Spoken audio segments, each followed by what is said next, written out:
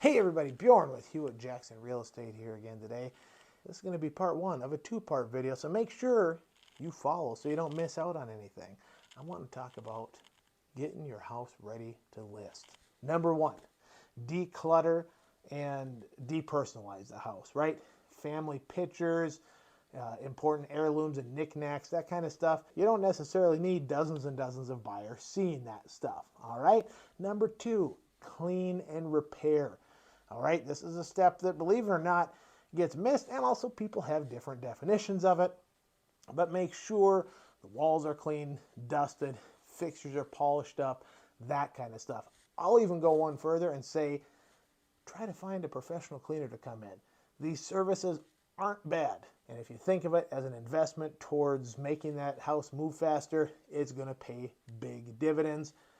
Paint is never a bad thing. Using neutral colors to make rooms just a little bit more appealing. In the same line, neutralize the lighting.